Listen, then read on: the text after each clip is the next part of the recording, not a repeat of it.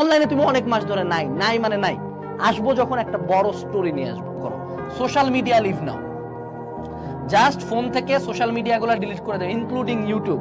খাওয়া, ঘুম, ইবাদত, পড়াশোনা, এই 4টা কাজের বাদে ফিফথ কোনো কাজ রাখিও না। আগামী জাস্ট কয়েক মাস ইয়োর লাইফ উইল চেঞ্জ। তুমি যখন নিজের এফোর্ট দিছো, তুমি যখন সঠিক পথে ছিলা, তুমি যখন 2টা বছর পড়াশোনা করছো, স্বাভাবিকভাবে আল্লাহর উপর বিশ্বাস রাখো, উনি তোমার 2 বছরের এফোর্টের দাম দিবে। কিন্তু উনাকে 2 বছরের এফোর্টের দাম দেওয়ার ওসিলা দিতে হবে।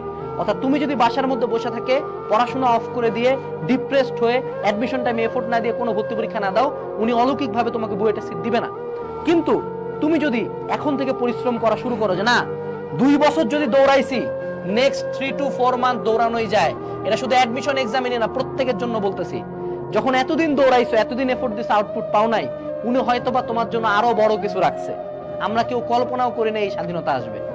এত বড় কিছু আমাদের সামনে ছিল, এত বড় অর্জন একটা ছোট আন্দোলন, কোটার আন্দোলন থেকে হবে, এটা আমরা কখনো কল্পনাও করি নাই। সো তার প্ল্যান আমাদের চেয়ে অনেক অগ্রগামী। সো 3 থেকে 4 মাস ডু নট সারেন্ডার, সর্বোচ্চটা দিতে থাকো। 3 থেকে 4 মাস আগামী গোস্ট মোডে যাইতে হবে না, জাস্ট গোস্ট মোডে যাওয়ার প্রথম একটা স্টেপ ফলো করো, social media leave now.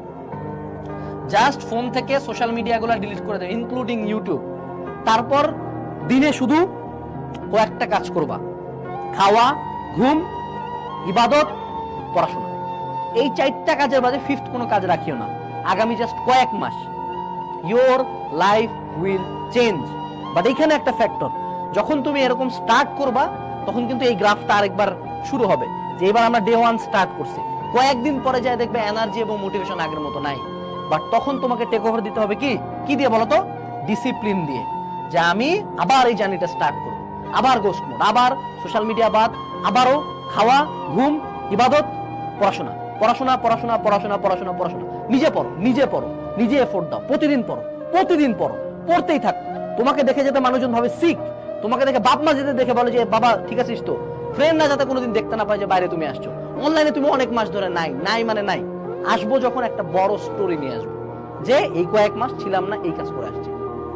You should never surrender, একটাই লাইন, ডু নট সারেন্ডার। যখন একটা রেস হয়, বুঝছো, একটা রেসের ক্রিটিক্যাল পয়েন্ট, এই ধরো এটা হলো এন্ড পয়েন্ট, এটা হলো স্টার্ট পয়েন্ট, বুঝছো? তো তুমি যখন দৌড়াবা, প্রথম দিকে প্রচুর এনার্জি নিয়ে দৌড়াবা, লাস্টের দিকে আসে দেখা যায় আর শরীর কুলাচ্ছেই না।